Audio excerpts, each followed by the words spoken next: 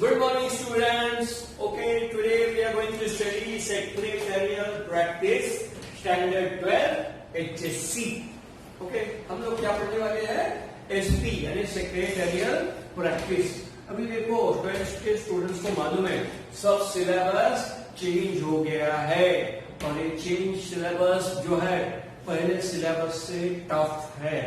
बराबर कुछ सब्जेक्ट बहुत टफ हो गए हैं और एसपी के स्टूडेंट जो पहले एसपी को बहुत लाइटली लेते थे, यानी एसपी सब्जेक्ट क्या है, बोर्ड के एग्जाम के एक महीना पहले हम लोग पढ़ लेंगे और आराम से पास हो जाएंगे, वैसा अभी नहीं है. बराबर, ये मेरा एक्सपीरियंस कह रहा है. आज मैं एसपी 9 साल से पढ़ा रहा हूँ और वो भी मुझे कभी कभी बुक भी नहीं लगता पढ़ाने के लिए, लेकिन आज बुक हाथ में उठाना पड़ रहा है. क्यों हाथ में उठाना पड़ रहा है? सिलेबस टफ है. क्या है? सिलेबस टफ है. तुमको 12 लेसन है, अरे 12 लेसन है, पिछले साल भी 12 ही लेसन था, तो उसमें क्या फर्क है? क्योंकि सिलेबस क्यों टफ है? इसका कारण है कि अभी के एसपी के सिलेबस में सीएस जो होता है, सेक्रेटेरियल प्रैक्टिस, जैसे सीए का एग्जाम होता है वैसे सीएस का भी एग्जाम होता है. सीएस इंटर का syllabus, not what you call it, पहले जो एग्जाम होता है ना, जैसे पार्ट फर्स्ट पार्ट सीए में होता है ना, आईपीसीसी 1, आईपीसीसी 2, ऐसे मतलब इंटर फाइनल, वैसे ही ये इंटर का आगे का सिलेबस एसपी ने तुमको डाल दिया. सेक्रेटेरियल प्रैक्टिस में सीएस का सिलेबस डाल दिया है और सीएस का सिलेबस बहुत टफ होता है. सब लोग सोचते हैं कि सीए का सिलेबस या सीए का ही जो बुक्स होते हैं बहुत बड़े बड़े होते हैं, जाड़े होते हैं, उसका सिलेबस टफ होता है, ज्यादा बच्चे पास नहीं होते. लेकिन ये गलत फहमी है. सीएस का भी सिलेबस बहुत टफ होता है और उनका जो कंपनी सेक्रेटरी का बहुत सारे चैप्टर है, ये बुक आते कंपनी सेक्रेटरी करके, उसमें वो बहुत टफ होता है और दोबारा इस एसपी के सिलेबस में डाल दिया है. अलग अलग जो चैप्टर्स है उसमें अभी सीएस का सिलेबस इंक्लूड किया है. तो इस बार तुमको इस सब्जेक्ट को बहुत लाइटली लेना नहीं चाहिए. तुम लोग ऐसा सोचोगे हमारा कॉलेज शुरू हो जाएगा तब हम लोग एसपी पढ़ेंगे, एसपी को अभी ऑप्शनल में रख देते हैं, ये ऑप्शनल सब्जेक्ट है, उसको बाद में पढ़ेंगे, अभी पढ़ने की कोई जरूरत नहीं. अभी हम लोग कॉन्सेंट्रेट करते हैं इकोनॉमिक्स के ऊपर, अकाउंट्स के ऊपर, उसके लेक्चर डेली हो रहे हैं, हमको क्या पढ़ने की जरूरत है, ऐसा मत समझो. बराबर, गलत फहमी या वहम में मत जियो. Okay, so ignorance is very dangerous. Ignorance बहुत बेकार होता है, याद रखो. सो देखो, इसमें बहुत सारे चैप्टर है, 12 चैप्टर है. मैं पहले नाम बताता हूँ और मैंने पहले भी कहा था, शायद ओसी के लेक्चर में मैंने कहा था, एसपी का तो ये पहला ही लेक्चर है, इंट्रोडक्टरी लेक्चर है, लेकिन ओसी के लेक्चर में भी मैंने कहा था बुक्स अभी अवेलेबल है, हार्ड कॉपी यानी फिजिकल कॉपी. ये मेरे पास भी कहां से आया? बराबर, क्या गवर्नमेंट ने मुझे दिया है? नहीं. बुक शॉप में जाओ, बुक शॉप खुल गए हैं. बराबर, विवा कॉलेज के यहाँ भी, अपने ईस्ट में भी बुक शॉप खुल गए हैं, वहां आपको ये सब बुक्स मिलेंगे और पीडीएफ में भी ई-भारती से, ई कार्ड से आप डाउनलोड कर सकते हो, पीडीएफ कॉपी भी आप देख सकते हो. लेकिन उससे अच्छा अभी फिजिकल कॉपी खरीद लो, क्योंकि आज अगर बुक्स लगने वाले, कितने दिन तुम लोग पीडीएफ पे पढ़ते रहो, मोबाइल पे पढ़ते रहो, और मोबाइल पे बाद में कितना पढ़ना होता है. इसीलिए अभी हम लोग देखेंगे चैप्टर नंबर 1. लेकिन पहले, उसके पहले मैं इंट्रोडक्शन देना चाहता हूँ कि कौन से चैप्टर है, इसमें क्या क्या चैप्टर है, कौन से चैप्टर टफ है, कौन से चैप्टर सिंपल है, कौन से चैप्टर वेरी वेरी इंपॉर्टेंट है, कौन से चैप्टर लेस इंपॉर्टेंस है, ये हम लोग सब अभी देख लेंगे. We are just having a glance in it. Okay, now देखो, फर्स्ट वन इंट्रोडक्शन टू, पहले मैंने लिखा है इंट्रोडक्शन टू कॉर्पोरेट फाइनेंस. पहला ही चैप्टर इन्होंने बहुत हार्ड डाल दिया. जो पिछले साल था वो भी फाइनेंस के ऊपर ही था, लेकिन वो चैप्टर सिंपल था, इतना हार्ड नहीं था. और ये चैप्टर बहुत इंपॉर्टेंट है. Chapter number 1 introduction to corporate finance बहुत इंपॉर्टेंट है, क्योंकि इसमें से क्वेश्चन 10 मार्क के आएंगे बोर्ड के एग्जाम में. तुम्हारे कॉलेज के एग्जाम के बारे में या क्लास के एग्जाम के बारे में न मुझे जानकारी है और न चाहिए। लेकिन बोर्ड के एग्जाम में इस चैप्टर के ऊपर 10 मार्क का क्वेश्चन आएगा। बहुत इंपॉर्टेंट चैप्टर है और हार्ड चैप्टर है। ये एक्चुअली सीएस के डायरेक्ट सीएस से उठाया है, सीएस के जो सिलेबस है ना उससे उठाया गया है। जब तुम लोग पढ़ोगे उसको तब समझेगा। सेकंड चैप्टर है सोर्सेज ऑफ कॉर्पोरेट फाइनेंस। देखो सोर्सेज ऑफ क्या कॉर्पोरेट फाइनेंस, सेकंड चैप्टर का नाम क्या है? Sources of corporate finance, second chapter. ये भी बहुत इंपॉर्टेंट चैप्टर है, 10 मार्क के लिए इसका क्वेश्चन आता है, बराबर। अभी तुम लोग बोलेंगे सर आपको कैसे पता चला कि इसका 10 मार्क आने वाला है? सिलेबस तो चेंज हुआ है, तो पेपर पैटर्न ही बदल गया रहेगा। पेपर पैटर्न चेंज नहीं हुआ है, 80-20 का एक सिस्टम है। और हम जो कॉलेज में और क्लासेस में पढ़ाते हैं, हमको गवर्नमेंट से पेपर पैटर्न का एक बुकलेट आता है, स्मॉल बुकलेट आता है। तो उसमें हमको सब मालूम है किस चैप्टर को कितने मार्क्स है, वेटेज क्या है हर एक चैप्टर का। तो ये सेकंड चैप्टर का भी वेटेज बहुत इंपॉर्टेंट है। Third one issue of shares, issue of shares ये भी इंपॉर्टेंट है। Okay, then fourth one issue of debentures, कम इंपॉर्टेंट है। ऐसे नहीं कि पढ़ना नहीं है, लेकिन इंपॉर्टेंस कम है, मार्क्स कम मार्क्स के लिए आते हैं। Fifth one deposits, public deposit, बराबर पब्लिक डिपॉजिट है, लेकिन यहां से डिपॉजिट लिखा है, वो बाद में हम लोग पढ़ेंगे, मैं बताऊंगा। तो fifth one deposit, deposit chapter भी कम इंपॉर्टेंट है, ये भी क्या है? कम इंपॉर्टेंट है। शेयर, इश्यू ऑफ शेयर बहुत इंपॉर्टेंट है। फर्स्ट, सेकंड, थर्ड ये बहुत इंपॉर्टेंट, या वीवीआईपी भी बोल सकते हैं। चैप्टर्स को तुम लोग क्या बोल सकते हैं? लेसन्स को वीवीआईपी, वेरी वेरी इंपॉर्टेंट, बराबर। नाउ लेकिन ये जो फोर्थ है इश्यू ऑफ डिबेंचर और फिफ्थ वन डिपॉजिट, ये कम इंपॉर्टेंस है। ये क्या है? कम इंपॉर्टेंस है, इनका ज्यादा इंपॉर्टेंस नहीं है। लेकिन इसका मतलब ये नहीं कि हमें वो पढ़ना नहीं है, हमें सब कुछ पढ़ना है, पूरा सिलेबस पूरा करना है, तैयारी सब जगह करनी है, अच्छी करनी है। Now sixth one chapter correspondence with member. अब 6, 7 और 8 ये जो चैप्टर्स है ये लेटर्स है। कॉरेस्पॉन्डेंस है क्या? लेटर्स। कॉरेस्पॉन्डेंस है क्या? लेटर्स, बराबर। ये किससे जुड़े हुए हैं? लेटर्स। तो ये 6, 7, 8 ये चैप्टर जो है बहुत सॉरी नॉट इम्पोर्टेंट, बाद में बताऊंगा उसके बारे में। तो 6, 7 और 8, पहला 6 चैप्टर कौन सा लिखेंगे? कॉरेस्पॉन्डेंस विद मेंबर्स, ये मोस्ट इंपॉर्टेंट है, बराबर। ये क्या है? Most important. इस चैप्टर के ऊपर से लेटर्स आते हैं, क्या आते हैं? लेटर्स आते हैं। इसके ऊपर भी आते हैं, लेकिन इस चैप्टर्स के ऊपर जो लेटर आते हैं वो 10 मार्क्स के लिए आते हैं, ज्यादा से ज्यादा। चैप्टर नंबर 6 जो है कॉरेस्पॉन्डेंस विद मेंबर, यानी correspondence with members is nothing but correspondence with share holder, वो इस चैप्टर्स के ऊपर से लेटर्स आते हैं, वो भी 10 मार्क्स के लिए बोर्ड के एग्जाम। इस चैप्टर को इग्नोर मत कीजिए, बराबर। लेटर हम लोग इंग्लिश में भी लिखते हैं सर, यहाँ पे आराम से लिख लेंगे, ऐसा नहीं है। ये लेटर इतने दिमाग खाओ है, बराबर, तुरंत समझ में भी नहीं आएंगे, और कितना भी तुम लोग पढ़ेंगे, बाय हार्ट करेंगे, जब एग्जाम में जाएंगे ब्लैंक, अरे कुछ नहीं आ रहा है, कुछ नहीं सूझ रहा है, कुछ नहीं याद आ रहा है। इसलिए इस चैप्टर को बहुत इंपॉर्टेंट है। कॉरेस्पॉन्डेंस विद डिबेंचर होल्डर्स, ये दो चैप्टर जो है, बराबर, इनको 5 मार्क्स के लिए आता है। क्या आता है? ये जो चैप्टर है 7 और 8, बराबर, मैं चैप्टर का नाम भी बोलता हूं, कॉरेस्पॉन्डेंस विद डिबेंचर होल्डर्स, यानी डिबेंचर होल्डर के साथ डिबेंचर होल्डर्स को लेकर लेकिन बस। Correspondence with depositor, chapter number 8 correspondence with depositor, यानी पब्लिक डिपॉजिट होल्डर जो है कंपनी के, उनको लेकर लिखना, बराबर। तो इसके ऊपर 5 मार्क्स के लेटर्स, 5-5 मार्क्स के, है ना। ऑप्शन रहेगा, इन दोनों में तुमको ऑप्शन रहेगा, ये कंपल्सरी है।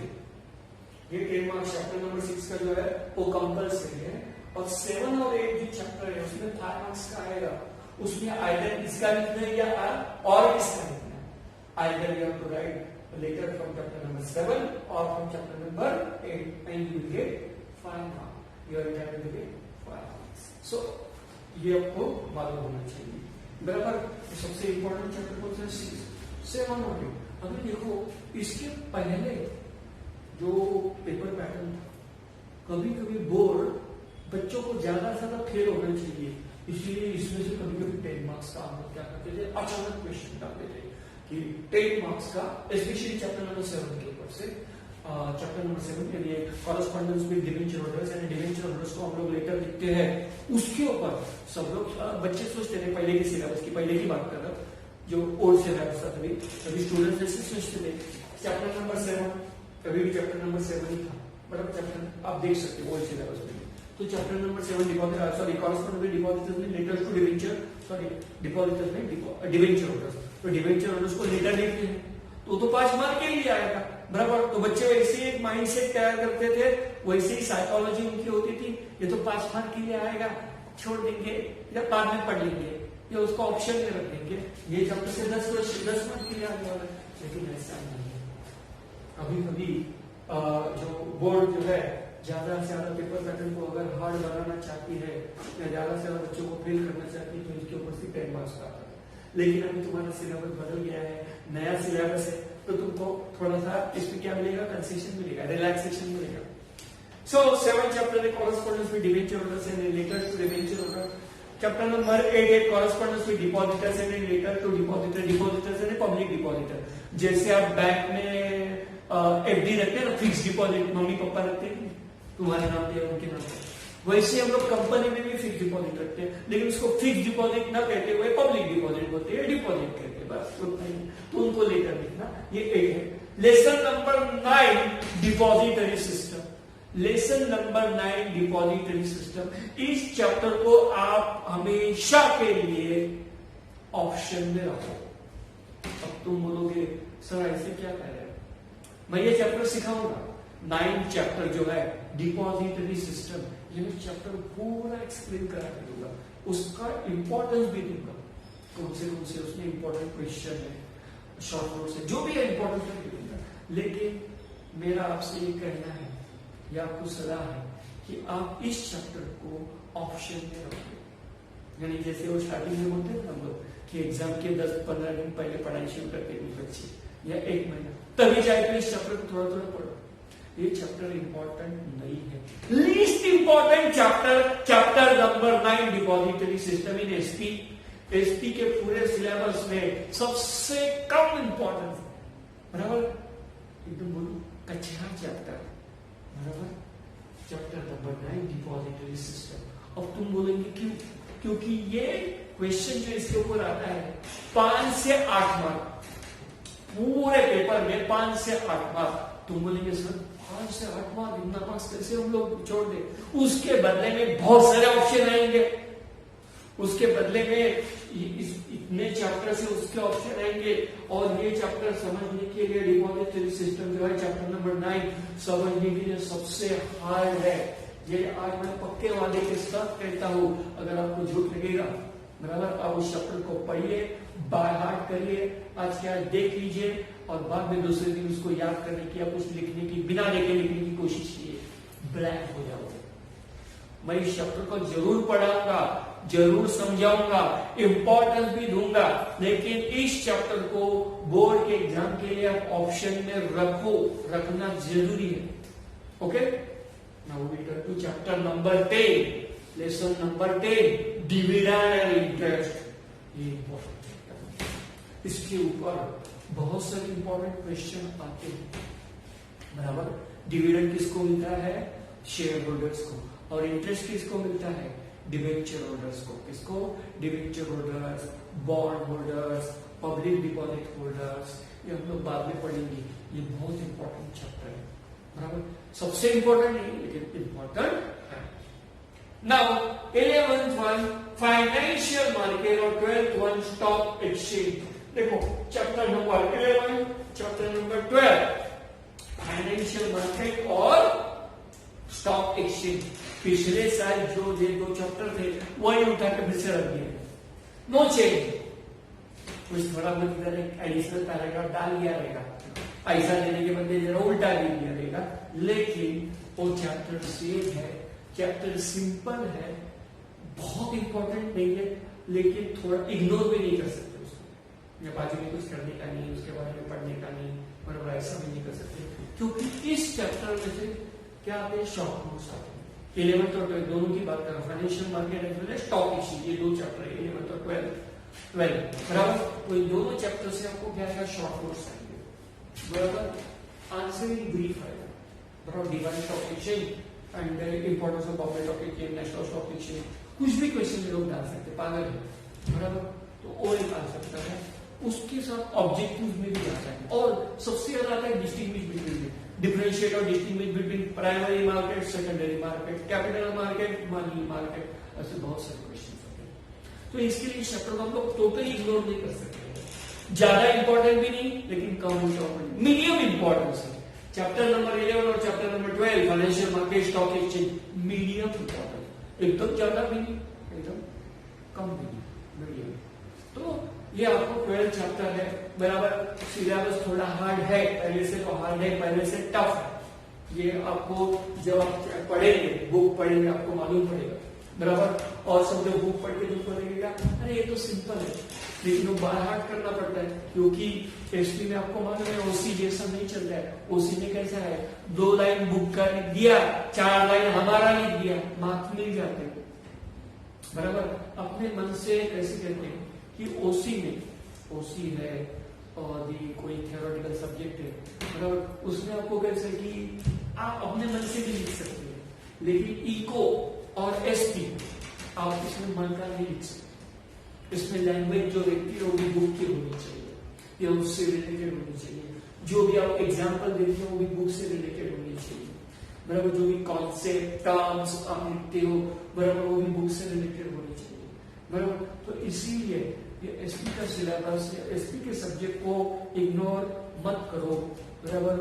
उसको ऐसा ऑप्शन में मत डालो कि हम लोग अभी अकाउंट्स के लेक्चर रेगुलर हो रहे हैं, मैथ्स के लेक्चर रेगुलर हो रहे हैं, समझो, या और कोई इकोनॉमिक्स के लेक्चर रेगुलर हो रहे हैं, एसपी का लेक्चर तो कभी कभी हो रहा है, या एसपी सब्जेक्ट हम लोग आराम से 1-2 महीना एग्जाम रहेगा तब हम लोग देख लेंगे, ऐसा मत करो, एडवाइस। क्योंकि ज्यादा से ज्यादा स्टूडेंट है, स्पेशली विवा कॉलेज के स्टूडेंट जो है, मतलब वो किसमें फेल होते हैं, तो पहला उनका दुश्मन है इको और सेकंड है एसपी, बराबर। अकाउंट्स में बहुत स्टूडेंट कम फेल होते हैं, क्यों? आपको एंट्री को मार्क है, आपका अकाउंट्स पूरा गलत है, आपका जो भी आपने बनाया, फाइनल अकाउंट बनाया, पार्टनरशिप कैपिटल अकाउंट बनाया, जो भी बनाया, उसमें बहुत सारी गलतियां हैं, टैली हुआ नहीं, तो भी आपको एंट्री के मार्क्स मिलेंगे, आप आराम से पास हो सकते। मैथ्स में देखो, फॉर्मूला लिखा, मार्क्स मिल गए, सम गलत किया, फॉर्मूला लिखा, मार्क्स मिल गए। एसपी में वैसा नहीं है भाई, एसपी में आप वैसा नहीं कर सकते, यहाँ कोई फॉर्मूला नहीं है, यहाँ कोई थीसिस नहीं है, जो भी कॉन्सेप्ट है, जो भी डेफिनेशन है, या जो भी पॉइंट्स है, जैसे फीचर्स है, एडवांटेजेस, डिसएडवांटेजेस, जो भी रहेगा, बराबर, वो आपको बुक के लैंग्वेज में ही लिखने हैं। भले आप अपने मन से लिखेंगे चलेगा, लेकिन आपको बुक की ही लैंग्वेज ज्यादा से ज्यादा इस्तेमाल करनी है। बुक के जो टर्म्स है, बुक के जो कॉन्सेप्ट है, वही लिखना पड़ेगा। डेफिनेशन और कॉन्सेप्ट लिखते समय बुक का ही लैंग्वेज और बुक का ही पूरा होना चाहिए, आपको बाय हार्ट करना पड़ेगा, याद रखना पड़ेगा, सीखना पड़ेगा। So obviously this is the way you have to study, so start study today, from today onwards. Now chapter number 1, introduction to corporate finance. क्या बोलेंगे? Introduction to corporate finance.